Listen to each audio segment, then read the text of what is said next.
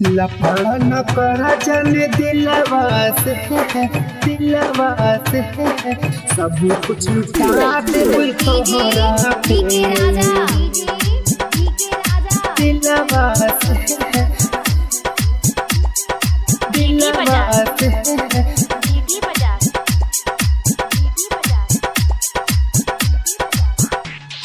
लफड़ा न करा जाने दिलवा से सब कुछ लुटा देब तोहरा पे सब कुछ लुटा देब तोहरा पे लफड़ा न करा जाने दिलवा से जनम लुटा देब तोहरा पे पहला पहला बेरी हम करतनी प्यार हो खाई के कसम तू वादा कर आज हो लफड़ा न कर रानी दिलवा से जनम लुटा देबे तोहरा पे सब कुछ लुटा देबे तोहरा पे दिलवा से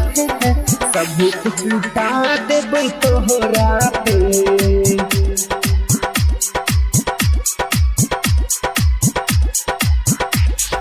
मुझको ये तेरी बेवफाई मार डालेगी धोखा जानी देबू त जुदाई मार डालेगी मुझको ये तेरी बेवफाई मार डालेगी धोखा जानी देबू त जुदाई मार डालेगी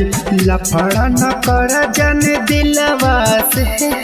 सब कुछ लुटा देब तोहरा पे सब कुछ लुटा देब तोहरा पे लफड़ा न कर जन दिलवा से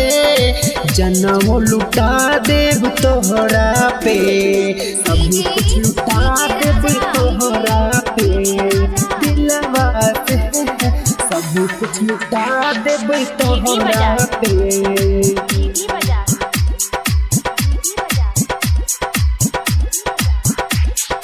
रहे के अकेले तू सपना न देखा नहीं तो हमें तन्हाई मार डालेगी रहे के अकेले तू सपना न देखा नहीं तो हमें तन्हाई मार डालेगी मोहन राजधानी के बतिया न मन बुता खाई के जहरवा मरी के देखा दी खाई के जहरवा मरी के देखा दी लफड़ा न कर जन दिलवा से